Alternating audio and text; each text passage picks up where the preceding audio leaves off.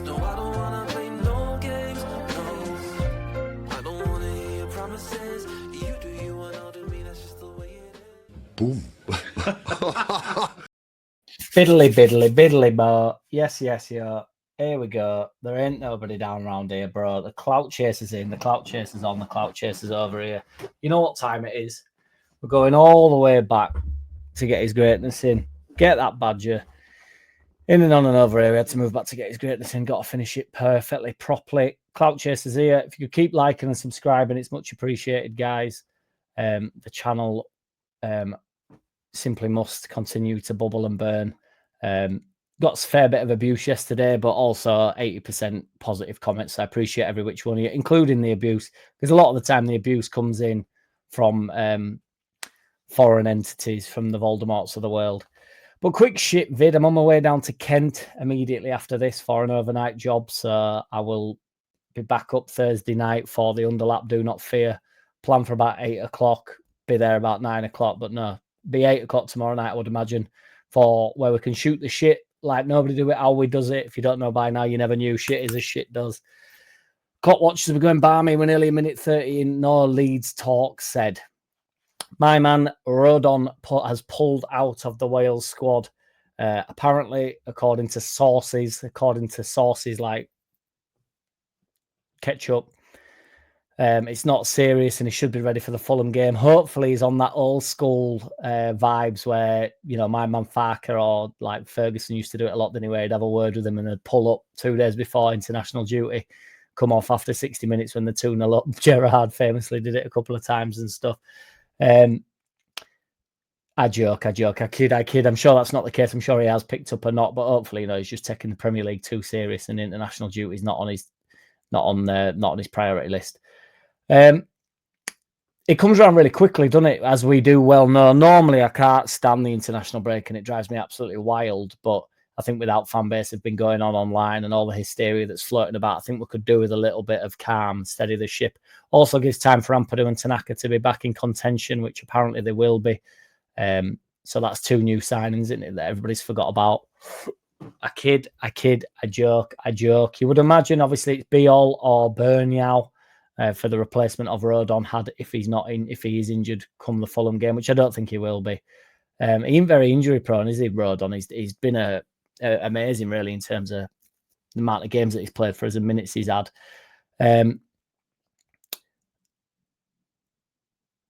If it would be all or Bernial, they both look pretty poor to me. Might not have helped. I don't want to be that guy, but with it being a new partnership, they're both coming back from injury. I mean, Bernial had been pretty bad with injuries in general. New club and all the rest of it, but ultimately it was a poor Sheffield Wednesday side, wasn't it, that we played against? And it wasn't just the defending, because there wasn't really much defending to be done at Wednesday, was there, to be fair? It was the ball play that was poor. They looked really slow and sluggish to move and on the turn. You would imagine it might help, you know, having big Pascal next to one of them, you know. You would imagine it's be all and end all. You'd imagine it's be all over ball now, wouldn't you, for the Rodon replacement? And I would obviously much rather it be all from what I've seen. But, you know, boy, now we'll just have to see what happens, won't we? I want to quickly mention the media in general, because I think it's a couple of things I said yesterday has been a little bit construed and misconstrued, which is fine.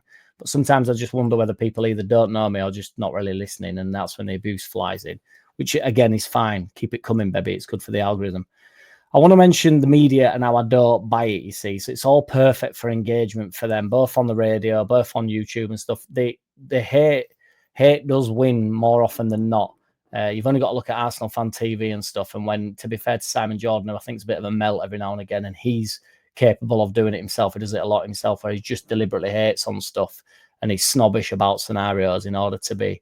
It's perfect for engagement. Arsenal Fan TV is there's no better thriving channel than when you lose a game of football and you get all them knobheads on like screaming and ranting and raving. It's good entertainment for other fan bases. It's not necessarily the fan base of Arsenal that enjoy that, you won't imagine, because I would imagine most Arsenal fans are not that way inclined. But it's entertaining. You know, I can't help but watch a bit of Mark Goldbridge when Man U get beat. It's funny. Whereas I don't give a shit about watching him celebrate the goals going in. So it is good for the channel. And selfishly, I know myself it's good for the channel. But I try and not Not saying anybody else does. I couldn't care less what everybody else is doing online, but I try and just say whatever I think, and I don't try jump on the bandwagon. And for that, you get called a happy clapper. But believe me, rest assured, if we do not do it in the Premier League this season for the next 10 games, I'll be blaming Farker. I won't necessarily be on at the 49ers as of yet. I think we've strengthened enough for him to be able to make us competitive. He's got to be relatively happy with what he's got. I mean, if you listen to goons like Jeff Stelling, he's now saying that we have had the worst transfer market of everybody in the league when at the start of the season. So at the start of the season, he had us staying up. That's perfect for engagement. That really garners all the Leeds fans to be watching him, listening to him, sharing his posts, all that stuff. Then he's now got us with the worst Premier League transfer window. Perfect for engagement, isn't it? And it's not even true that it's the worst window. I've barely done any better. I mean, West Ham's were pretty poor, so... But don't worry, guys, because the cockwombles, the Twitter cockwombles, I'm going to use that more often, I think. The Twitter cockwombles will keep the club in check, won't they? They are the voice of the people, after all, and they will continue to hold the club to account. Long may it continue. Well done. You are the West Coast Warlords. You are, honestly, we should fear you, and the almighty 49ers will be absolutely popping their pants because Liam LUFC online is going absolutely crazy. Bamford might be off to Celtic, which I think is a pretty mint move for him, really. Obviously, we're going to talk briefly about free agents, and let's not forget Patrick Bamford is also a free agent, so maybe we can bring him back on the off chance that we can get him on a lower wage, because apparently the wages, obviously, as we've known for a while, were absolutely through the roof. But he might be off to Celtic, which I think is a pretty mint move, as I say. Potentially, if he's there for a couple of years, a bit of European football. I know they've been bombed out, they've been shit. But, they'll win league, what the Celtic, I would imagine. So, get a big trophy. If he can stay fit, he'll bang a few goals in for him. I know Roof went there. It's quite a good move. I wanted Geldart to go to Rangers as well. I thought that would have been a good move for him. Play some top football. I mean, it's not top football, but it's winning games of football in a proper league. Whether how competitive the league is irrelevant, really. You're playing for what is deemed a top club. I mean, Roof was saying the other day that he thinks Celtic are a bit bigger club than Leeds United, which I'm not too sure that has any weight. I'm sure they're well supported around the world, but I think we have a significant more.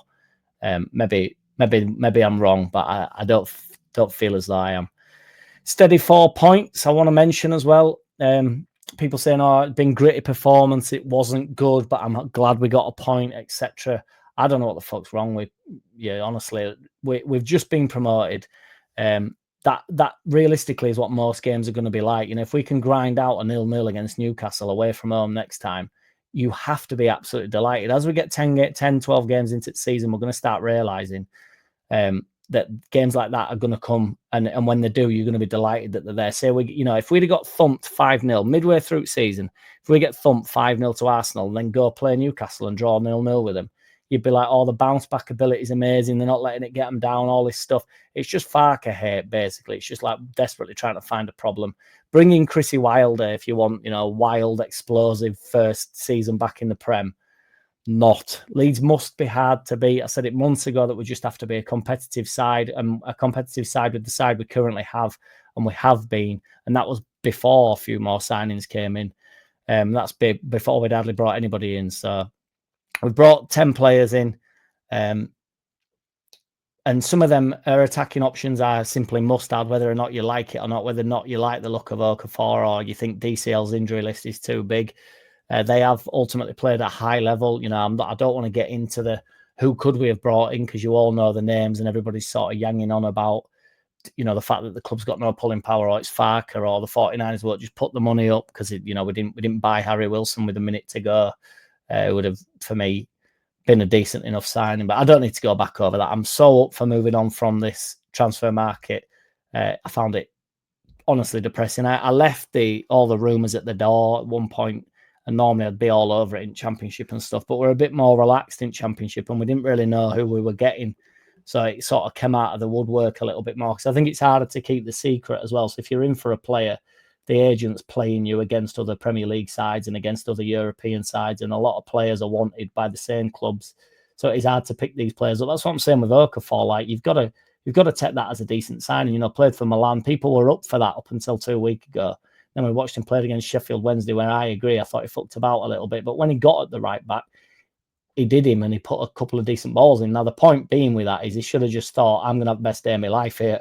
What a debut I'm about to have. He should have been controlling that game, shouldn't he? But ultimately, he's finding his feet. I don't want to talk about January because everybody goes into meltdown saying, like, you think they're fucking waiting for January window. This is the type of delay that you ought to fucking happy clappers. But ultimately, that is what we now have to do before we bring anybody else in. So obviously, other than free agents that can come in. But Premier League players will also know by January whether or not they're getting any game time. So in terms of loans, it puts us in a better spot. We might be able to pick up some genuine, excellent wide players. For instance, somebody up top that's not getting many games might be looking for a loan deal out. It's a World Cup year, international season, so they're going to be wanting to come out. Not a World Cup year, is it Euros? Regardless, they're all trying to play. I can't remember what it was a couple of years ago with that World Cup. They're coming too thick and fast now. I can't even keep up. But yeah, and we'll also know his own players that haven't necessarily blown the league up. Like Dan James, for instance, who's not had, I would agree, the best start. He's not looked confident enough when he's been on the ball, or a couple of times against Arsenal where he should have just drove at the defender a bit and we was actually in a pretty decent position to actually try create something. But it'll come, if he's not got his sketches on by January, then we'll know that he can't quite cut it. It might turn out that Nonto's been excellent for us and we're not desperate for another replacement for him, or, bringing in, Solomon maybe wouldn't have been the answer and stuff like that. And, I got some abuse yesterday for mentioning Solomon, saying you're clearly clutching at straws. Like, I'm not saying, I said Solomon should have just happened immediately. We should have just got that done. But they wanted better than Solomon and we've ended up without anybody. That's all I was saying. They're not immune from criticism, the 49ers or Farke is my point I'm trying to make yesterday. I just don't agree with slamming the club unnecessarily. I just find it boring. So speaking of free agents, there's obviously loads floating around now that people would take. There's Christian Eriksen's come up. Obviously, he's been at Man United. Didn't really set it alight at Man United, but he's a creative player, and he can unlock the odd door. I don't know how fit he is. He's obviously knocking on a little bit. He's a free agent. I'd take Christian Eriksen in just on his experience levels as well. I think Manu played him too deep as well. He sort of played centre mid, didn't he? I know he's not a wide player, and he's sort of a 10 in him. I don't know if he'd have the cojones in the 10 now, to be honest, in the type of style that we need to play, but maybe in the 3 every now and again, if we're dominating a game, he could come on and do a job with, if it's Stack and Purdue, and could Eriksen do a job in there if Tanaka's not fit, or if Tanaka's, only playing 60 minutes or whatever. Talking about Hakeem Ziyech, who's never really lit it up either. I know he went abroad and played well. He were at Chelsea, wasn't he? I used to like Ziyech, to be fair. I think he's got a real touch of quality on him. He's been good at international level as well. So you'd take Ziyech in. I think he's 31, 32. So I'd take that as well. I think that's mint experience. He's also a wide player. So, he'd be the left option, really. Josh Brownhill, everybody's talking about, saying he's obviously in midfield. He's been at Burnley. He's been a captain. He's available. Again, I don't even think he's 30, Josh Brownhill. I think he's 29, 28, 29, I think. Galachi Inacio. So I've always actually liked Inacio. I'm surprised he's had the career he's had in terms of, he's never really been a first teamer, but I'd take Inacio in as well. But I actually said that at the start of the season. I was like, why is nobody talking about Inacio? You get him for no, he's played at Man City. He's got goals for Man City, I might add as well. He's got a good touch on him. He's got the ball up well enough. I know people go off at Boyle, but, we are now scrambling, in the scraps, aren't we? So, you can drag him in 6 months. They're gonna take a contract out there. So, and I thought he were all right at Leicester. I think he's a threat. So Alex Oxlade-Chamberlain's come up. I had a right laugh a few months ago, didn't we, about Alex Oxlade-Chamberlain when that came up. One about potentially getting him, and I found that one funny. I wouldn't be on board with that one. We've had fucking Dele Alli's come up as well. That's another belter. I definitely wouldn't go for Dele Alli. But the drive-home force is Patrick Bamford is a free agent.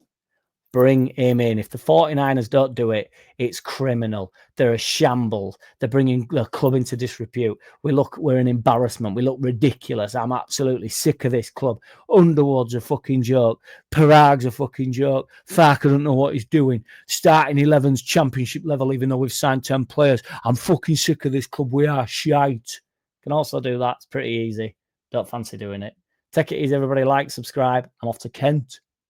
It's a nice place, isn't it? I don't wanna play no games. No, I don't wanna play no games. No, I don't wanna hear your promises. You do you and I'll do me. That's just the way it is. Boom.